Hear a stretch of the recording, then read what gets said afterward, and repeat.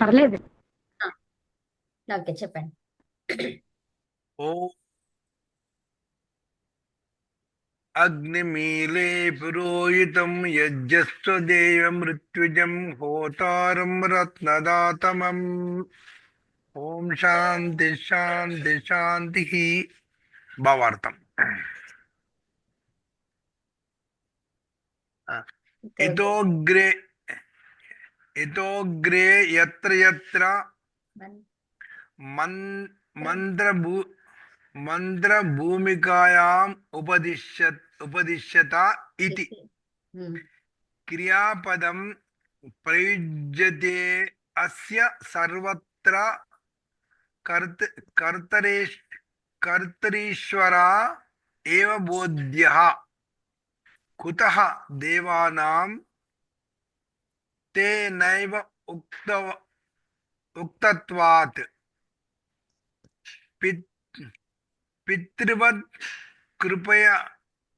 పితృవద్ కృపాయమాన ఈశ్వరః సర్వవిద్యా ప్రాప్తయే సర్వజీవహితార్థం దేవోపదేశం వేదోపదేశం చకార.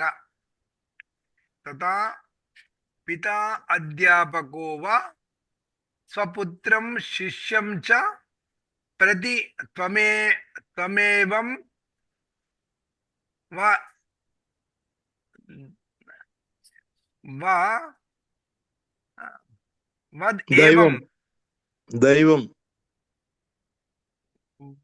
దైవం కురు. దైవం అమ్మ అక్కడది. వదైవం వదైవం కురు సత్యం వద పితరమాచార్యాం చ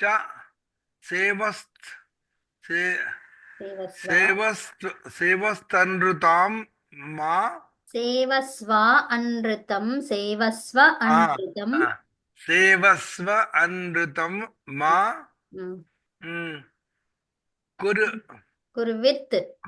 కుర్విత్ ఉపదిశతి. తథైవాత్ర బోధ్యం వేదస్య సర్వజీవ కళ్యాణార్థం ఆవిర్భూతః.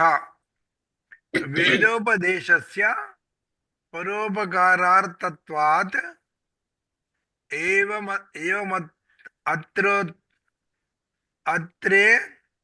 అత్రో ఉత్తమ పురుష ప్రయోగః.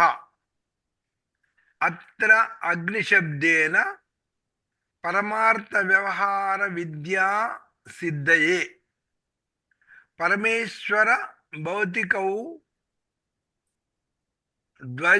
ద్వయోర్ గృహ్యేతే పురా ఆర్యోర్య అవిద్య ఆర్యోర్య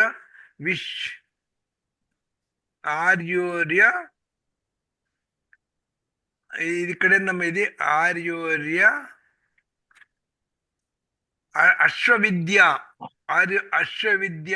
అశ్వవిద్యానామ్నా శీఘ్రం గమన హేతు శిల్ప విద్య సంపాదయితేతి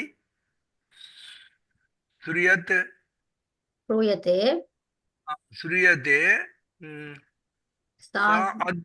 సా అగ్ని విద్యైవాసీత్.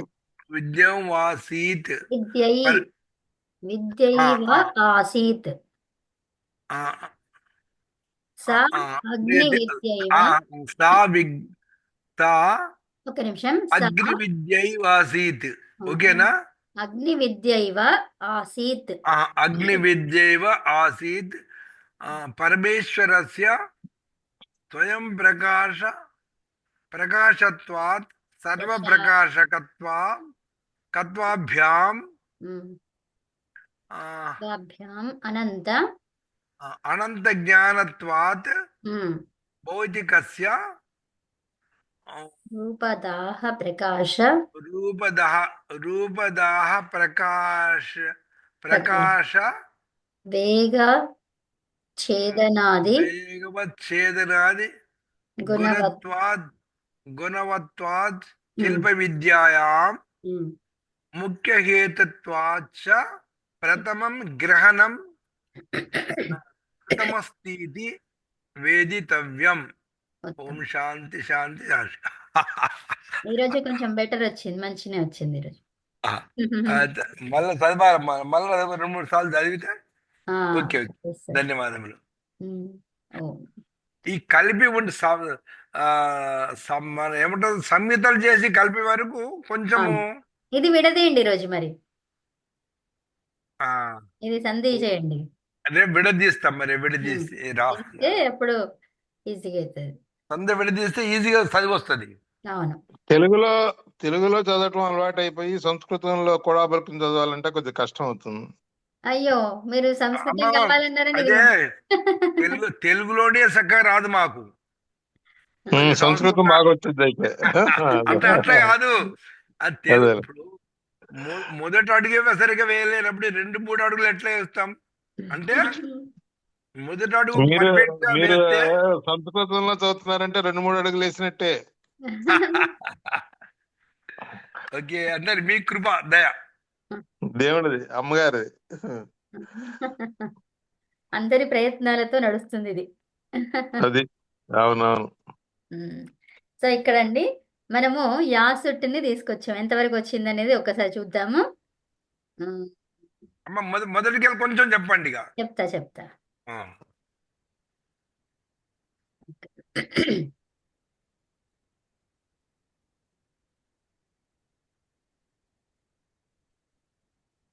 ఓకే, ఇక్కడ చూడండి, ఇది అవి కనిపిస్తుంది. చదువుదాం అనుకున్నాం కదమ్మా. తర్వాత ఏంటండి?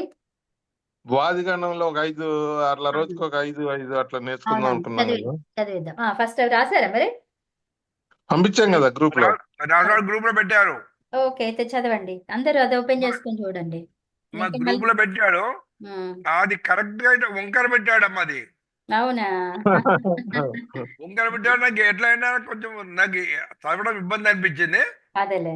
ఓకే, నేను ఇది చేస్తాను, రొటేట్ చేస్తున్నాను. సరే, ఇది రొటేట్ చేయండి. ఆ,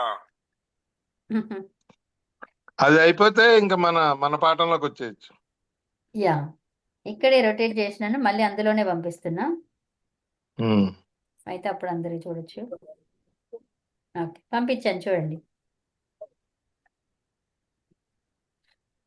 సెల్లో చూడాలా మళ్ళీ దీంట్లోనే చూడాలా? అయ్యో, వచ్చింది. సెల్లులోనే పంపించాను. ఎవరికి వచ్చింది వాళ్ళు చదవండి, ఎందుకంటే మళ్ళీ ఇప్పుడు నేను ఇది క్లోజ్ చేస్తే మళ్ళీ అదేటో. ఓకే, చేయొచ్చులే. ఆగండి. అదే మంత్రం అయిపోయింది కదా మనం చదవడం. ఓకే, అయిపోయింది. అదే. ఇప్పుడు దీంట్లో బ్యాక్ వెళ్ళాలా నేను? ఎక్కడికి వెళ్ళకండి, ఇగో నా దగ్గర ఉండండి. ఓకే, ఓకే, పంపించాను చూడండి. షేర్ చేస్తున్నాను, ఇక్కడ మీకు షేర్ అవుతుంది. మూల ధాతువు. నేను చదువుతామా? చదవండి. భాదిగణ ధాతువులు అని చెప్పేసి చదివి ఉప్స్. అది కూడా పోయింది. ఓకే. భవాదిగణ ధాతువులు మూల 1, ధాతువు. 2, 3, 4, 5 కాలంలో ఒకటి అలా చదవకూడదు. ఐదో మూల ఒకటి సంఖ్య ధాతువు. మొదటి ధాతువు అగా. మొదటి అగా ఉమ్, అగ్. ఉమ్, తర్వాత అనుబంధ లోపం చేస్తే అగ్గు. అనుబంధ లోపం చేస్తే అగ్. ఉమ్, తర్వాత పరస్మైపది సెట్ అనిట అని అర్థం. సెట్ అనిట అనేది ఉమ్, సెట్ తర్వాత దాంట్లో ఏం కుటిలాయ రాశారు? కుటిలాయ గతౌ అర్థం, ధాతు అర్థం. ధాతు అర్థమా? ఈ ధాతు పక్కన రాస్తే బాగుండేది. అదే నేను మర్చిపోయాను, అందుకే అక్కడ ఇరికిచ్చా. ఓకే. మర్చిపోయాను అనుకో. మీరు రెండు కలుపుకొని చదవండి ముని గారు. ఇగో గతి అదేంటి, కుటిలాయాం గతౌ. కుటిలాయాం గతౌ. రెండవది అంచు గతి పూజన అంచు గతి తర్వాత గతి పూజనయోహో. అంచ్ గతి పూజన యోహో ఉమ్, అనుబంధ లోపం చేసిన తర్వాత అంచ్ అంచ్. తర్వాత పరస్మైపది. నెక్స్ట్. మూడవది అభి శబ్దే అనుబంధ లోపం చేస్తే అబ్ అంబ్. అమ్మా ఆత్మనేపది. ఇది అది డౌట్ ఉందమ్మా. ఇది మూలధాతు అభి అని ఇచ్చారు, ఉమ్. దాన్ని అనుబంధం చేస్తే అంబ్ అని రాశారు. అదేంటి మరి ఒక మకారం ఎక్స్ట్రా వచ్చింది అక్కడ. అదే ఇదితోనుం దాతోహో కదండి. కాబట్టి అనుబంధ లోపం చేసినప్పుడు ఒకటి పెరిగింది అనమాట, మకారం వచ్చిందా. అంతే కదా, నుమ్ము వస్తుంది. నుమ్ము వచ్చిన తర్వాత ఆ వర్గంలో బా వర్గంలో ఏముంది, చివరి అక్షరం పంచమ అక్షరం అది రావాలి కదా, ఏ పరసవర్ణ. అదేలేండి. అభి శబ్దే అనుబంధ లోపం చేసిన తర్వాత అంబ్ ఆత్మనేపదం సెట్ ధాతు. తర్వాత నాలుగవది అర్థం అర్ధ్ చెప్పలేదు. ధాతు. అర్థం. చెప్పారు శబ్దే అని. ఓకే. గతి యాచనే చ గతౌ. గతి యాచనే చ అంతే.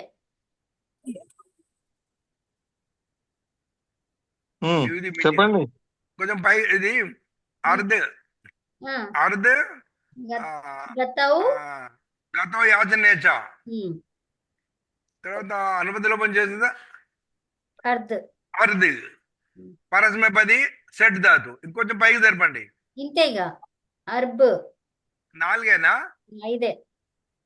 5వది కనబడతలేదు నాకు ఇంకా. ఓ ఇంతే ఉంది ఇలా. రైట్, ఇప్పుడు కనబడుతుంది. రైట్. 5వది అర్బా. గతౌ. అర్బా గతౌ అనుబంధ లోపం చేసిన తర్వాత అర్బ్ పరస్మైపది సెట్ ధాతు. నేను ఇది రాసుకుంటా. సెట్ ఏమనాలి, సేట్ అనిట్. ఒక నిమిషం. సేట్ ధాతువు అని చెప్పాలి. ఎందుకంటే ఏకారం అనేది ఎకారం లేదు సంస్కృతంలో, ఉందా? లేదు.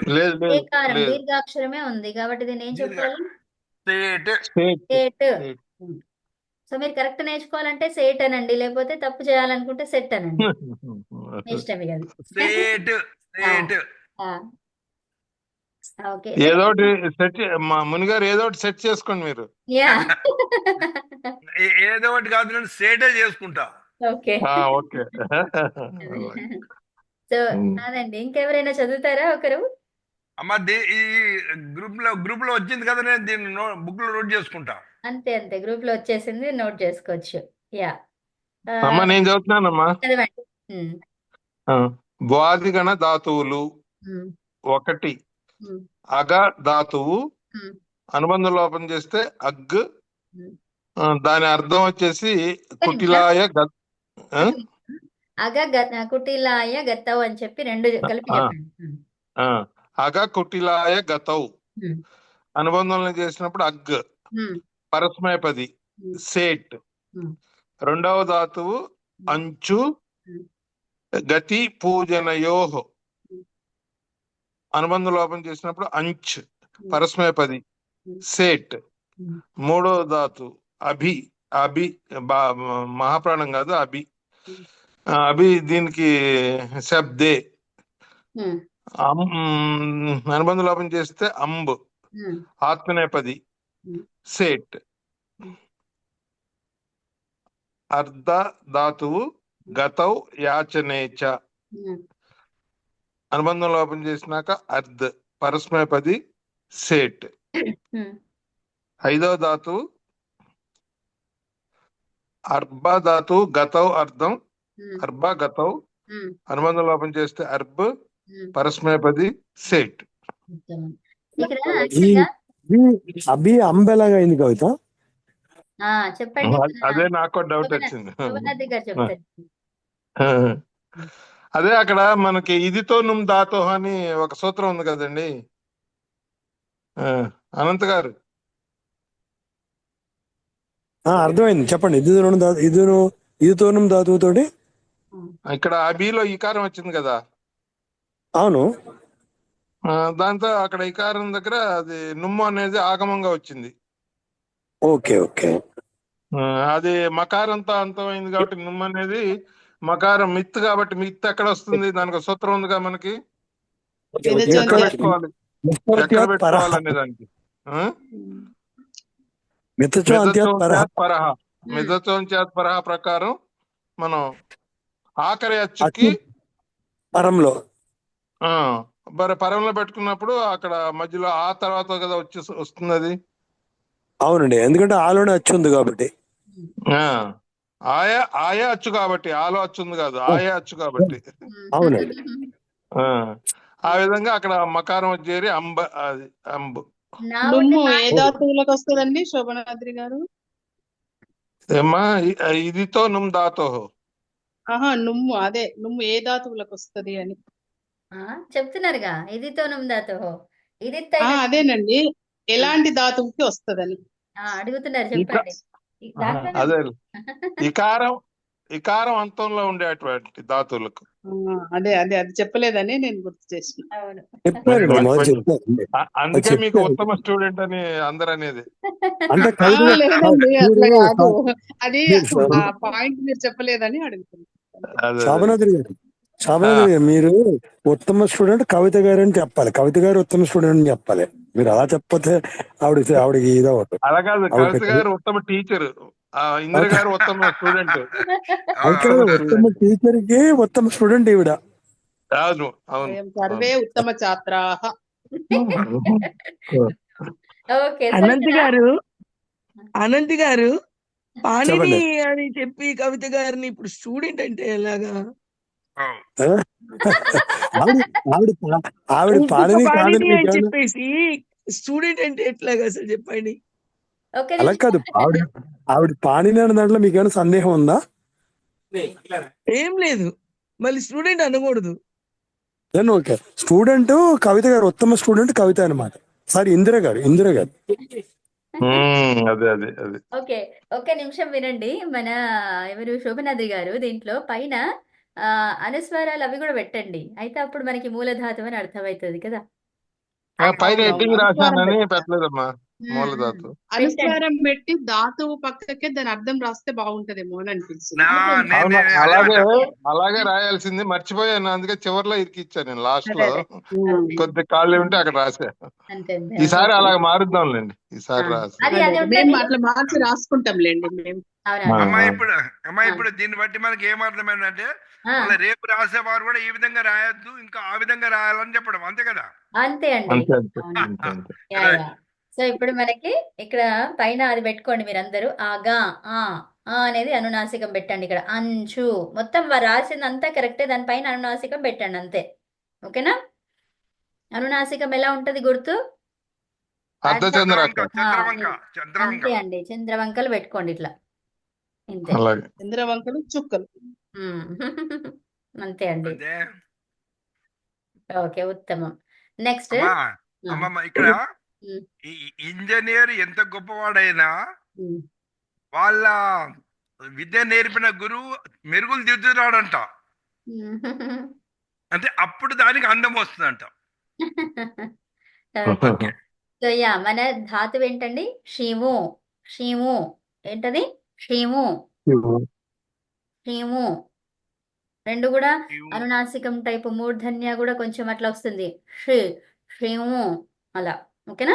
సో ఇది విధిలింగ చేస్తున్నాము, విధిలింగ ధాతువు చేస్తున్నాం, విధిలింగ లకారం చేస్తున్నాము. సో కాబట్టి ఇక్కడ షీము తంతు సంతానే అని దాని అర్థ సందర్భము. అల్లడము లేదా కుట్టడం అనే అర్థంలో ఈ షిము అనే ధాతువుని వాడతాము.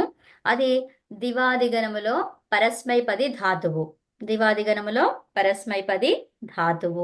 ఇప్పుడు మనం ఏకవచనం చేస్తున్నాము, విధిలింగులో ఏకవచనం చేస్తున్నాము.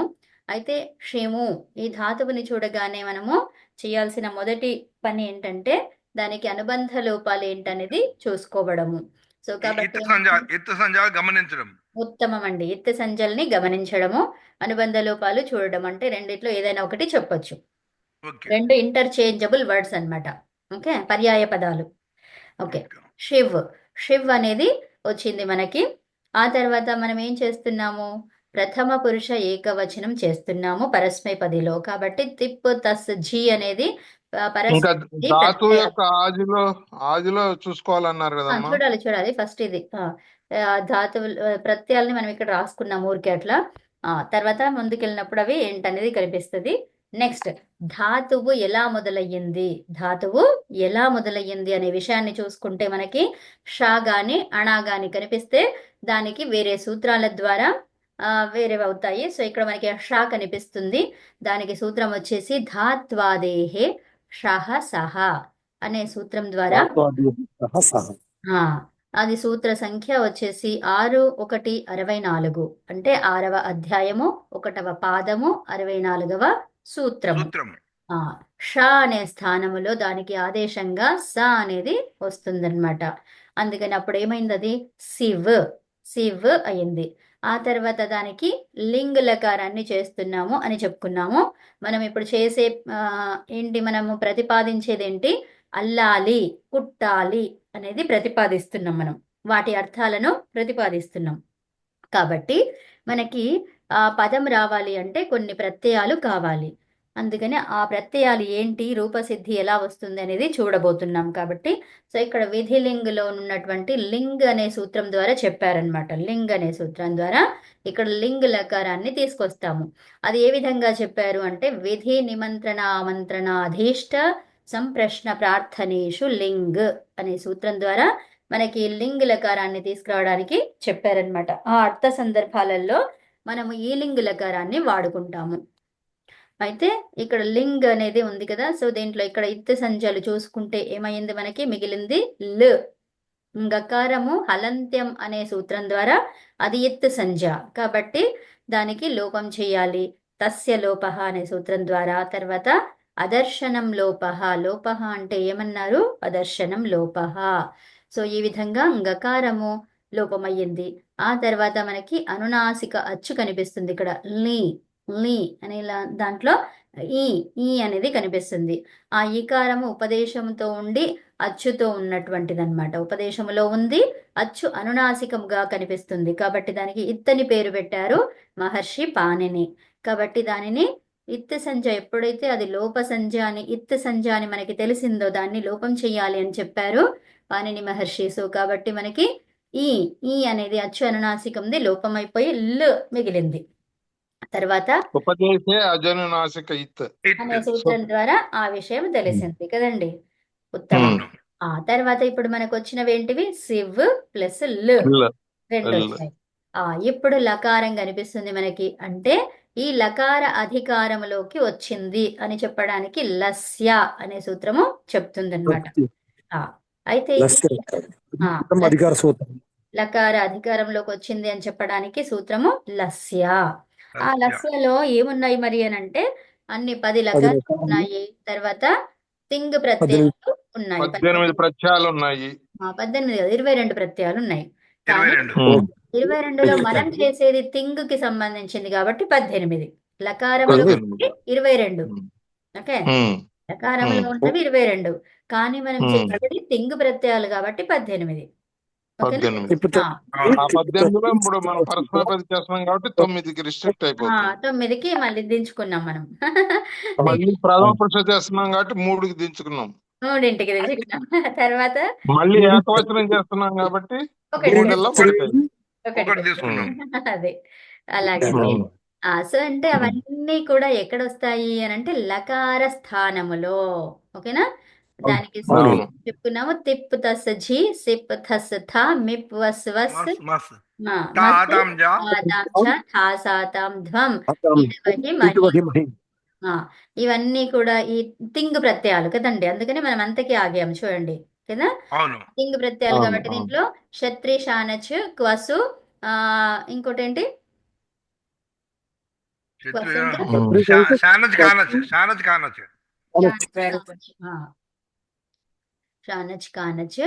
క్షత్రి, క్వసు, ఇవి తీసుకురాలేదు. అర్థమైందా? తిప్పితస్ జీలో అవి ఉండవు కదా, తింగ్ ప్రత్యయాలలో అవి ఉండవు కాబట్టి వాటిని తీసుకురాలేదు. మనకు కావాల్సిన లకార ప్రత్యయాల్లో ఉంటాయి అంతే కదమ్మా. అవునండి, లకార ప్రత్యయాలలో మొత్తం 22 వస్తాయి. ఓకేనా. ఇక్కడ మనము ఇక్కడ వచ్చినటువంటి ప్రత్యయము ఎలాంటి ప్రత్యయము అంటే విధిలింగకి సంబంధించిన ప్రత్యయం అని గుర్తుపెట్టుకోవాలి కదండి. సో విధిలింగకి సంబంధించిన ప్రత్యయము. ఎందుకు మనము విధిలింగ చేస్తున్నామని పైన చెప్పుకున్నాము కాబట్టి ఇది ప్రత్యయం వచ్చేసి విధిలింగకి సంబంధించింది. ఇప్పుడు తిప్పు అనేది ప్రత్యయం అనుకున్నాం కదా. సో ప్రత్యయం రాగానే మనకి అనుబంధ అనుబంధ లోపం. లోపము చూడాలి. సో మరి అది అనుబంధ లోపం అంటే ఏంటి? ఇత్ సంజగా ఏమని చెప్పారు అని గమనించాలి. ఇక్కడ పకారం హలంత్యం ద్వారా ఇత్ సంజ అని చెప్పారు కదండి. సో అవును. ప్రత్యయం. అవును. అందుకని తీ మిగిలింది. అవునా? తీ మిగిలింది. ఇక్కడ లింగ లకారం అన్నాము. లింగులం గకారం ఇత్ అయినటువంటిది గిత్ కదండి. దీన్ని ఏమంటాము? Git Git. ప్రత్యయం. గిత్ లకారం. గిత్ లకారము గిత్ ప్రత్యయం కదండి. దీనికి అవును. ఇప్పుకి గిత్ ప్రత్యయం అంటున్నాము అంటే ఇప్పుడు గిత్ వత్ భావం రాలేదు ఇది కదా. సో ఏంటిది? లకారం చెప్తున్నాం మనం ఇక్కడ. అవునా? అవును. గిత్ లకారం అంటున్నాము. సో గిత్ లకారం కాబట్టి అక్కడ ఏమైపోయింది? ప్రత్యయానికి కూడా గిత్ ప్రత్యయం వస్తుంది కదండి. అపిత్ అయితే అవును. గిత్ ప్రత్యయము. అవునా? ఇక్కడ మనకి పిత్తే ఉంది. సో ఆ ప్రత్యయాన్ని మనం చెప్పట్లేదు. ఏం చెప్తున్నాం? లకారం చెప్తున్నాం ఇక్కడ. అవునా? గిత్ లకారం అయితే మనకు ఒక సూత్రం ఉంది. ఏమని? ఇతశ్చ. ఇతశ్చ అనే సూత్రం ద్వారా దానికి ఉన్నటువంటి ఇకారము లోపిస్తుంది అని చెప్తుంది. ఓకేనా? సో అప్పుడు అవును. తి అయ్యేది త్ అయిపోయింది అనమాట. ఇతశ్చ అనే సూత్రం 3, 4 పంద. సో అప్పుడు త్ మిగిలింది. అంటే సివ్ ప్లస్ త్. తర్వాత ఇప్పుడు మనం చేయబోయేది కర్తరి ప్రయోగం. అవునా? కర్తరి ప్రయోగం కాబట్టి కర్తరి షప్ వస్తుంది. మళ్ళీ ఆ కర్తరి ప్రయోగం అని అంతకే ఆగిపోతే సరిపోదు. ఏం రావాలి? మనం వికల్పంగా. దివాదిగణం చేస్తున్నాం. ఏం చేస్తున్నామండి? దివాదిగణం. దివాదిగణం చేస్తున్నాం. గణం గుర్తు రావాలి. ఇక్కడ మనకి ఏం గుర్తు రావాలి? గణము. అవునా? లింగ ప్రత్యయం అయిపోయాక ఇత్ సంజలు అదంతా కంప్లీట్ అయిపోయిన తర్వాత మళ్ళీ గణం ఏంటి అనేది గుర్తు రావాలి. కర్తరి ప్రయోగం అని చెప్పిన తర్వాత గణం గురించి గుర్తు చేసుకోవాలి. ఓకేనా? గణం ఏంటి? ష్యన్. దివాదిభ్య షన్. దివాదిగణం కాబట్టి దివాదిభ్య ష్యన్ అనే సూత్రం ద్వారా ఈ షప్ కి అపవాదంగా ఏమొస్తుంది? ష్యన్ వస్తుంది. వికరణ ప్రత్యయం. అవునండి. సో సివ్ ప్లస్ ష్యన్ ప్లస్ త్. ఇత్ అనేది ఏంటిది? విధికి సంబంధించినటువంటి ప్రత్యయము. అవునా? విధిలింగకి సంబంధించిన ప్రత్యయం అని గుర్తుపెట్టుకోవాలి. సో ఇక్కడ మనకి షన్ కనిపిస్తుంది. ఒక ప్రత్యయం వచ్చింది అంటే దానికి అనుబంధ లోపము చూడాలి. సో ఇక్కడ షకారం కనిపిస్తుంది, మళ్ళీ నకారం కనిపిస్తుంది. అవునా? నకారం హలంత్యం ద్వారా ఇత్ సంజ కాబట్టి దానికి లోపం జరిగింది.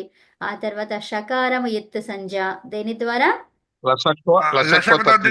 లషక్వ తద్ధితే అనే సూత్రం ద్వారా. అంటే ఇప్పుడు ఈ షన్ అనేది ఎలాంటి ప్రత్యయం అని అర్థమైంది? అతద్ధితము. కాబట్టి ఆ సూత్రం పనిచేసింది కదండి.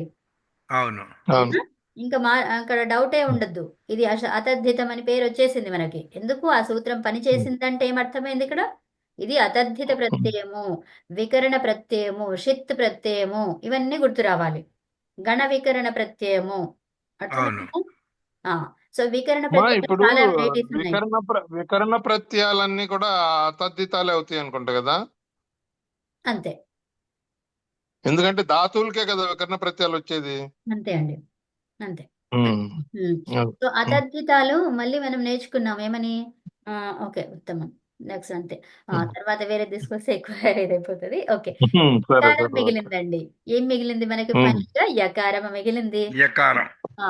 శివ్ ప్లస్ యా ప్లస్ త్ ఇలా వచ్చింది. అవునా? తర్వాత ఇది త్ అనేది లింగ్, విధిలింగ్ కి సంబంధించిన ప్రత్యయము కదా. విధిలింగులో దేనికి సంబంధించింది? పరస్మైపదినా ఆత్మనేపదినా చూసుకోవాలి. ఎందుకు అంటే పరస్మైపది అయితే ఒక విధంగా చేయాలి, ఆత్మనేపది అయితే ఇంకో విధంగా చేయాలి. అందుకని మనకు ఇది ఏ పది అనేది గుర్తు రావాలి ఇక్కడ.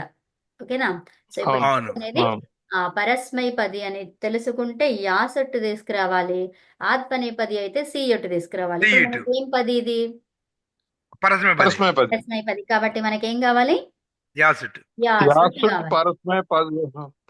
పదేషూంగిచ్చ. ఏంటి? యాసుట్ పరస్మైపదేషూంగిచ్చ. ఉదాత్తం ఇక్కడ వచ్చిన మిగిలినటువంటిది అది ఏమైతుంది? అది ఉదాత్తం అవుతుంది అని చెప్తున్నారు. అర్థమైనా? యాసుట్ పరస్మైపదేషు ఉదాత్తోంగిచ్చ. ఈ సూత్రం ద్వారా యాసటి ప్రత్యయాన్ని తీసుకొస్తాము. ఆ ప్రత్యయం ఎలాంటిది చూసుకోవాలి. యాసటి రాగానే ఏం చేయాలి? అనుబంధ లోపం చేయాలి. సో అప్పుడు ఏంటిది? అది టకారం ఎత్తైనటువంటిది కాబట్టి అదేమైంది? అది టిత్ అయ్యింది. టిత్ అనేది ఏంటి? ఆగమము కదండి. ఇప్పుడు యాసటి ఎక్స్ట్రా వస్తుందా లేకపోతే దేన్నైనా తీసేస్తుందా? ఎక్స్ట్రా ఎక్స్ట్రా వస్తుందమ్మా, ఆగమం కదా. ఎక్స్ట్రా వస్తుంది కాబట్టి దాని ఏమన్నాము? ఆగమం. అవునా? ఉమ్, ఎక్స్ట్రా ఉమ్, వస్తుంది ఆగమం. లేదంటే ఆగమం అని తెలిస్తే అది ఎక్స్ట్రా వచ్చినట్టు. అది ఇస్తే ఇది చెప్పాలి, ఇది ఇస్తే అది చెప్పాలి కదా. ఏది అడిగితే దానికి రివర్స్ అదే చెప్పాలి. చెప్పాలి. ఇప్పుడు ఉమ్, ఆగమం అన్నాం కాబట్టి దాన్ని ఎవరిని తీయట్లేదు, ఎక్స్ట్రా వచ్చిందని చెప్పాలి. సో ఎక్స్ట్రా ఉమ్. వచ్చింది కాబట్టి అది ఏమైంది? ఎక్స్ట్రా అనకుండా మిత్రవత్ వస్తుందంటే ఆ, సరిపోతుంది. మిత్రవత్. మిత్రవత్ వచ్చింది. సో అదే వచ్చింది అంటే ఉమ్, ఏమైంది? అది ఆగమం అయ్యింది. ఉమ్, ఆగమం. అవును. ఓకే. సో ఇంతవరకు చూసామండి మనము. అయితే ఇప్పుడు ఉమ్. చూడబోతున్నాము. ఎక్కడ పెట్టుకోవాలి అనేది ఇప్పుడు. చూడాలి. యా ఆద్యాంతం టకితం. ఉత్తమం అండి. అబ్బబ్బబ్బా, చక్కగా చెప్తారండి, చెవులు అమృతం పోసినట్టుంది. అదే ఇంతవరకు అందరికీ అర్థమైంది కదా. అర్థమైంది. అర్థమైంది. ఆ, అర్థం కాకపోతే ఒక్కసారి మనం క్లాస్ అయిపోయాక మీకు ఈ రోజు టైం మిగిలినప్పుడు ఒక్కసారి అది ఓపెన్ చేసి చూడండి కొంచెం సేపు. ఆ, ఓకేనా? అలాగే, అలాగే. అప్పుడు ఈజీగా ఉమ్, మైండ్ లో కూర్చుండిపోతుంది. మనకి తెలుసుకున్న వెంటనే చూస్తే ఏంటంటే ఎక్కువ టైం సేవ్ చేసుకోగలుగుతాము. మెమరైజ్ అయిపోతుంది కరెక్ట్ గా. ఎక్కువ టైం సేవ్ అవుతుంది. మెమొరైజ్ తొందరగా అయిపోతుంది తక్కువ సమయంలో. ఇంకా మర్చిపోమన్నమాట. అది ఓకే. దాని ఉద్దేశం అది ఉంటుంది. సో సో ఇప్పుడు మనకి ఏమైపోయింది? ఈ యాసుట్ ఎక్కడ రావాలి అనే విషయం అర్థమైంది. దేని ద్వారా? ఆద్యంతవు దాంతో టకితౌ. టకితం. ఏ దాని ద్వారా అండి? ఆద్యాంతం టకితం. ఆద్యంతం టకితం. ఆద్యంతవు టకితౌ. సో మళ్ళీ అదేంటిది? ఎలాంటి సూత్రం అది? పరిభాష సూత్రమా? ఉత్తమం. అవును, పరిభాష సూత్రం అది. అవును. ఎక్కడ పెట్టాలి? దాని స్థానం నిర్ణయం చేసేది ఎవరు? ఆద్యాంతం పరిభాష. టకితం. పరిభాష. ఆద్యంతౌ ఉమ్, టకితౌ.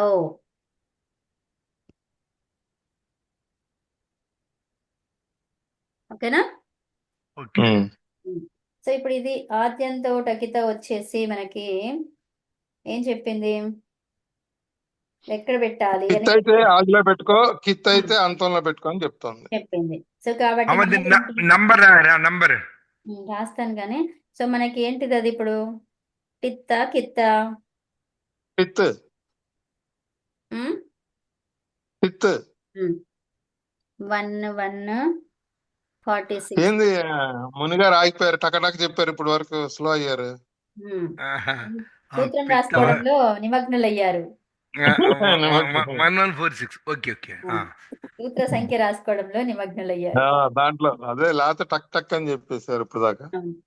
సో ఇప్పుడు మనకి ఇంతవరకు వచ్చింది. అవునా? ఇంకో మనం పైన పర్పులా? ఓకే.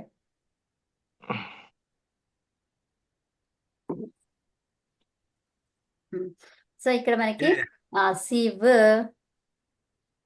ఏమేమి వచ్చాయి ఇక్కడ? సివ్ తర్వాత ఏముందండి? ప్లస్ ప్లస్ ఇంకా యాసట్ రాయం మనము.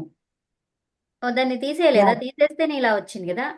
ఇది ఇంకా తీయలేదన్నట్టుంది కదా. ఓకే. ఆగండి. ఇప్పుడు ఇదంతా ఆద్యంతో టకితో ఇప్పుడే దేని రాయకండి. ముందర పెట్టాలనేది రావాలి కదా. ఇంక ఇప్పుడే కాదు, అది ఫస్ట్ టిక్ చేసినాక కదా మనం రాయాల్సింది. అది అనుబంధ రూపాయలు చేసిన తర్వాత. అవునండి. సో ఇప్పుడు ఇంకిచ్చే వరకు ఉంది కదా. ఆ తర్వాత ఏంటి? మనకి యాసుట్. మనం ఏం చేస్తాము? అనుబంధ లోపం చేసుకుంటాము. అవునా? చెప్పండి ఇంకా. ఈ టకారము హలంత్యం ద్వారా, ఆ తర్వాత ఉకారము ఉపదేశ జననాసిక ప్రకారం ఉకారం. ఉపదేశ జననాసిక. తర్వాత సకారం ఏంటిది? అంతములో లేని సకారం. ఏంటది? అంతములో లేని సకారం. లింగః సలోపోనంత్యస్య. ఉత్తమం. లింగంలో రెండు ఉన్నాయి. అది ఏ లింగానికి పనికి వస్తుంది? ఇది విధిలింగ. విధిలింగకి మాత్రమే పనికి వస్తుంది కదండి. అందుకని మనకి ఆశ్చర్యలింగులో సకారం కనిపిస్తుంది. ఉత్తమం. ఇప్పుడు అమ్మా లింగ ఇక్కడ సలోపో అంతములో అనంత్యస్య. అంతములో లేని సకారము అంటున్నారు కదా, అది కొంచెం వివరించరా? ఇక్కడ అంతము అని అంటే ఎక్కడికి అంతము ఇది? ప్రత్యయానికి అంతం. ప్రత్యయంలో అంతం లేదు, ప్రత్యయానికి. ఎక్కడుంది అది? అచ్చా, ప్రత్యయంలో యాసుట్టులో ప్రతి ఒక్క సకారము అంతంలో అంతములో లేదు. ఉమ్,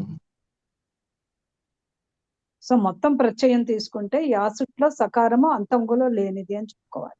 అంతే అంతే అంతే అంతే. అంతేగాని దాని అనుబంధ లోపాలు చేసిన తర్వాత కాదు. సో ఇది సలోపోన్ అనంతస్య. అవునండి, రాసుకోండి అది. లింగ లింగః సలోపంతస్య. సలోపో. సలోపో అంతస్య. తస్య. అనంత గారి పేరు గుర్తు చేసుకోండి ఇక.